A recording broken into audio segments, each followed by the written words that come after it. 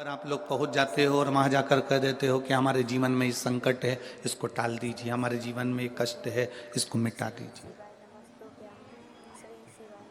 शिव महापुराण की कथा कहती है हमें किसी आडंबर की ओर, अंधविश्वास की ओर हमें नहीं जाना। ऐसा संसार में कोई नहीं जन्मा जिसके जीवन में दुख नहीं आया।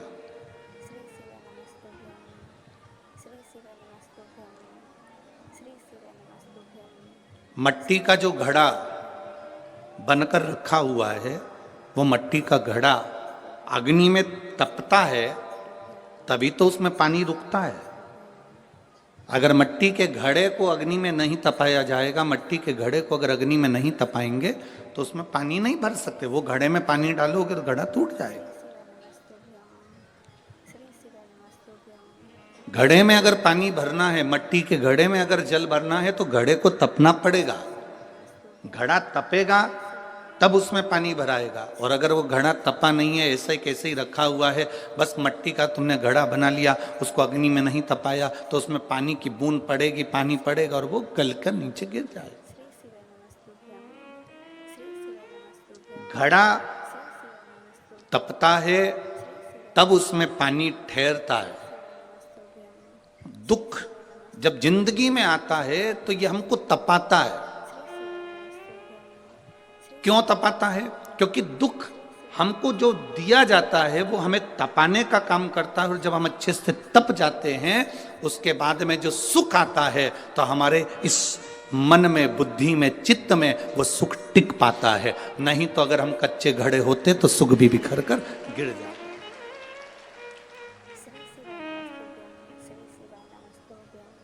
वो सुख भी समाप्त हो जाता। क्या राम जी की जिंदगी में दुख नहीं आया? क्या भगवान कृष्ण के जीवन में दुख नहीं आया?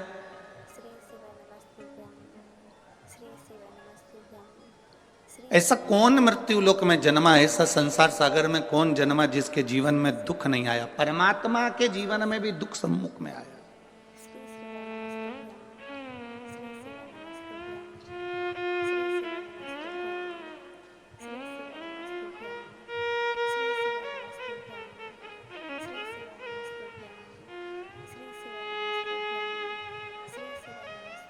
एक बात हमने बहुत पहले कथा में कही थी, आपके स्मरण में अगर होगा, जितने लोग टीवी पर कथा सुनते होंगे उनके स्मरण में होगा।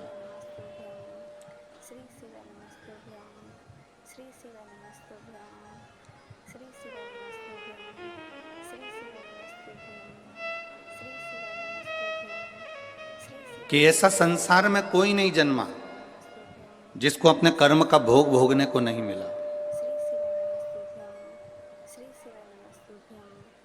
जो मृत्यु लोक में जन्मा है उसे अपने कर्म का भोग भोगना ही पड़ता है। बस अंतर इतना है कि सबका पेपर, जैसे परीक्षा हॉल में एग्जाम देते समय सबका पेपर, सबका जो पत्र है, पेपर है, वो अलग अलग होता है, उसी तरह हमारी जिंदगी में भी सबके एग्जाम देने का पत्र, पेपर अलग अलग होता है।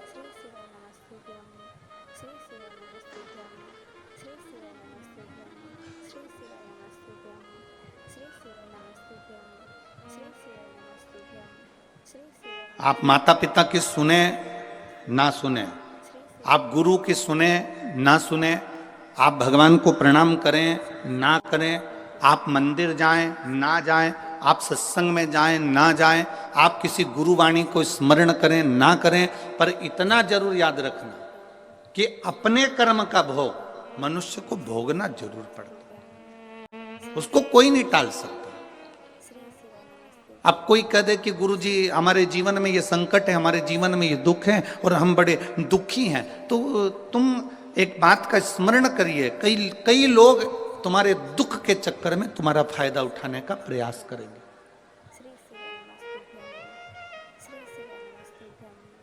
संसार के कई लोग ऐसे हैं जो तुम्हारे केवल दुख का फायदा उठाने का प्रयास करेंगे, पर ना, शिव महापुराण की कथा कहती है अगर जिंदगी में समस्या है, राम जी के जीवन में दुख आया तो उन्होंने रामेश्वर धाम की स्थापना करी और भगवान शंकर की पूजन करके लंका पर चढ़ाई करी। भगवान कृष्ण की 16,108 रानियां थी, एक भी रानी से औलाद नहीं हुई। भगवान कृष्ण के यहाँ 16,108 रानी से जब संतान नहीं हुई तब भगवान कृष्ण ने गर्गाचार्य बाबा के कहने पर एक एक रानी के साथ बैठकर 11-11 दिन तक भगवान शंकर का अनुष्ठान किया। तब शिव जी ने प्रसन्न होकर प्रकट होकर भगवान कृष्ण को वर दिया कि तुम्हारी एक एक रानी के साथ तुमने 11-11 दिन तक बैठकर भगवान शंकर की आराधना करी है, तो मैं तुम्हें वर प्रदान करता हूं कि तुम्हारी एक एक रानी से 11-11 संतान होगी।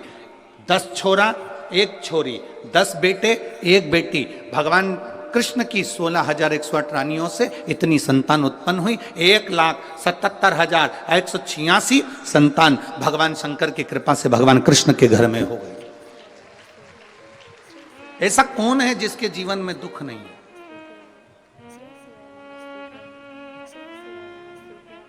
ऐसा कौन है जिसके जीवन में कभी तकलीफ नहीं आई? आती है, कष्ट आता है, रोग आता है, बीमारी आती है, दुख आता है, पर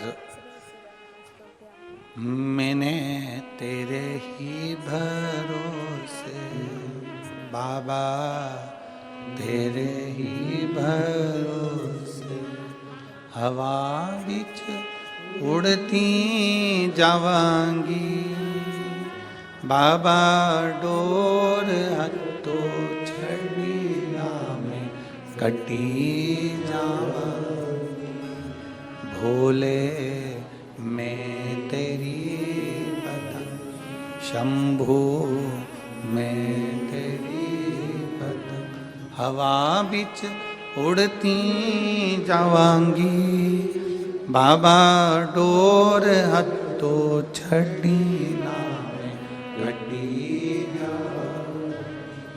सबके जीवन में दुख है, सबके जीवन में तकलीफ है, पर जिसने शिव को साध लिया, भगवान राम जी ने शंकर भगवान की आराधना करी, शिव जी की पूजन करी, उनको साध लिया। गला पकड़ रहा है, भगवान शिव की आराधना भगवान राम जी ने करी, शिव को साध लिया तो उनकी जिंदगी सार्थक हो गई। भगवान कृष्ण ने भगवान शिव की आराधना करी, साध लिया, उनका जीवन सुखमय हो गया।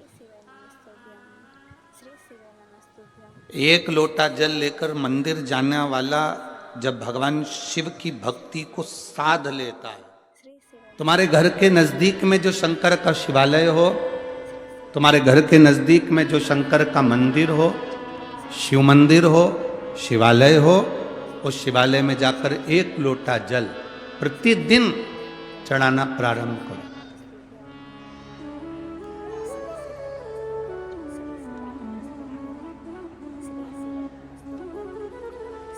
जो प्रतिदिन भगवान शंकर के मंदिर में एक लोटा जल समर्पित करता है, उसका हाथ महादेव पकड़ लेता है, फिर ऐसे ही नहीं छोड़ता, उसको मंजिल तक पहुंचाकर छोड़ता है।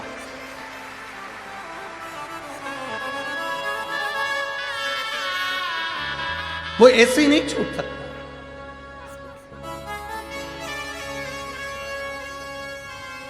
आपने अगर उस पर भरोसा करा है, हाँ, थोड़ा कष्ट हो सकता है, थोड़ी तकलीफें आ सकती है, थोड़ा दुख आ सकता है, जिंदगी में थोड़े थोड़े तकलीफें हर मनुष्य के जीवन में आती है। कोई संत, कोई साधु, कोई गुरु, कोई ब्राह्मण, कोई बहुत बहुत बड़ा महाराज भी अगर तुमको कह दे कि उसकी जिंदगी में दुख नहीं है, तो समझ लेना कि झूठ बोल रहा।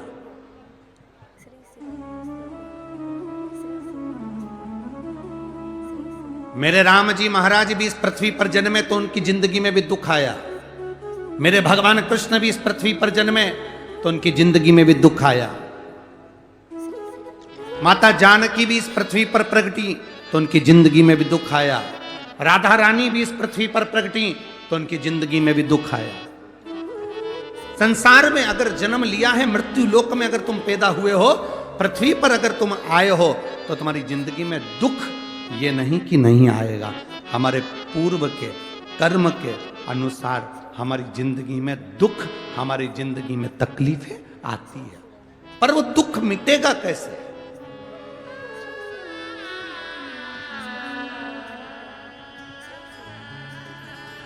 राम जी का दुख कैसे मिटा था? राम पथ गमन में जहां जहां चलकर देखो, चलो आपके पास में है पंचवटी,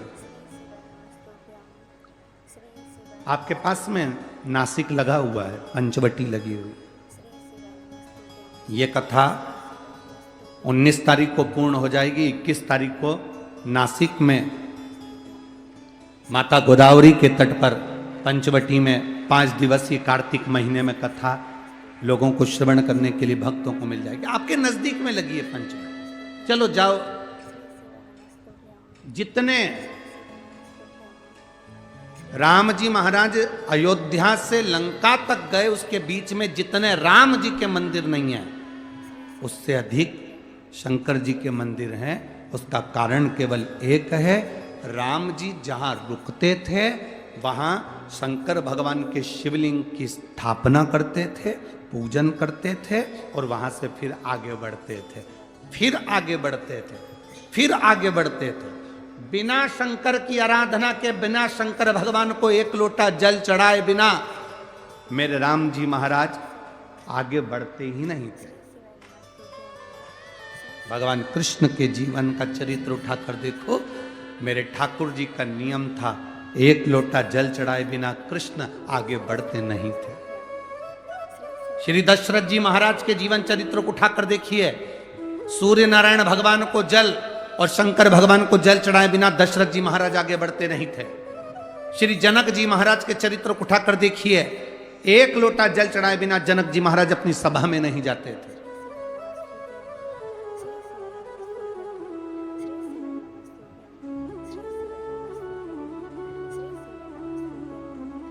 थोड़ी जिंदगी में तूफान आते हैं, कष्ट आते हैं, दर्द आता है, तकलीफें आती हैं, पर तूफान आता है तो पता चलता है ना कि मजबूती कितनी है। अभी पता चला, चला कि नहीं चला? अरे बोलो तो जम के, पता चला ना कि मजबूती कितनी है। ये हवा चलती है, तूफान आता है, तब पता चलता है मजबूती कितनी है। उसी तरह दूसरे धर्म के लोग तुम्हें डिगाने के लिए आगे बढ़ते हैं, पर तुम्हारे भीतर का सनातन धर्म दिखा देता है कि मजबूती कितनी।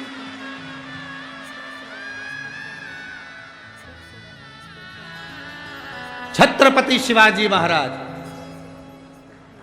जिनकी माता ने कहा कि बेटा सामने किला है और वो किला मुझे चाहिए, शिवाजी कहते हैं माँ क्या बात करती हो, ये किला वहां कितना कितना सैनिकों का बल भरा पड़ा हुआ है और मेरे पास में कुछ भी नहीं है, मेरे पास कुछ भी नहीं।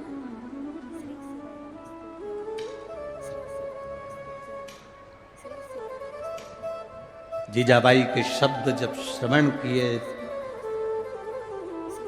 छत्रपति शिवाजी महाराज को छत्रपति का संबोधन स्वयं उनकी माता ने दिया है, स्वयं उनकी माता ने।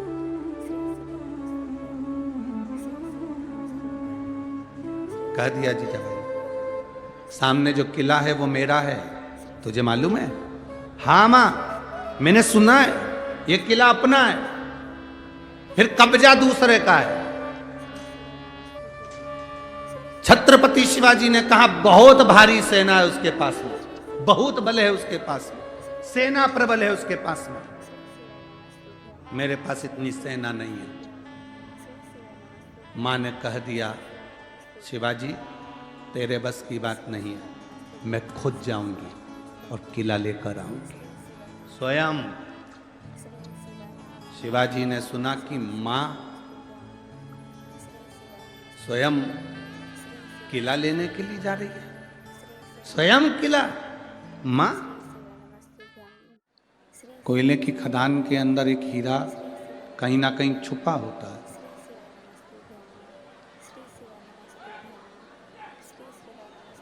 अब उस कोयले की खदान में से हीरे को ढूंढने के लिए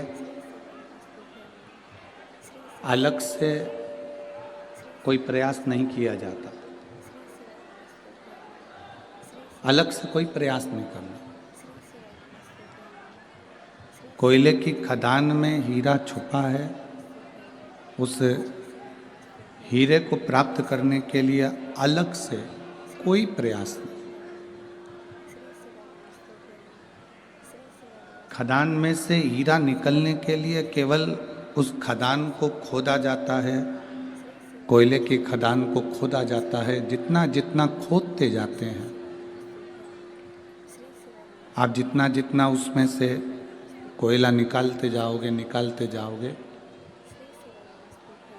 तब कहीं ना कहीं किसी न किसी रूप में वो हीरा आपको प्राप्त हो जाता है, वो हीरा आपको मिल जाता है।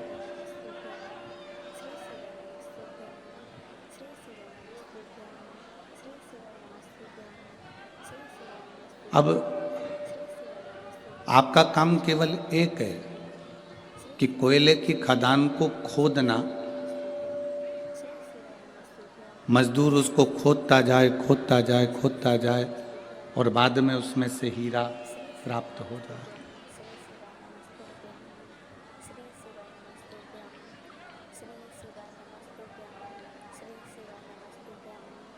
बस मेहनत हमको करना है, संघर्ष हमको करना, थोड़ा परिश्रम हमको करना है। अगर हम मेहनत से पीछे हट गए, संघर्ष से पीछे हट गए, तो वो हीरा जो कोयले की खदान में है वो हमको मिलता नहीं।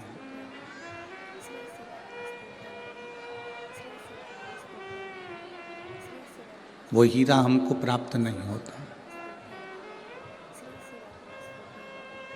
हम जितना जितना संघर्ष करेंगे, हम जितना जितना मेहनत करेंगे, अपना कर्म करेंगे, उसके अनुसार हमारे पास में वो हीरा अवश्य प्राप्त हो।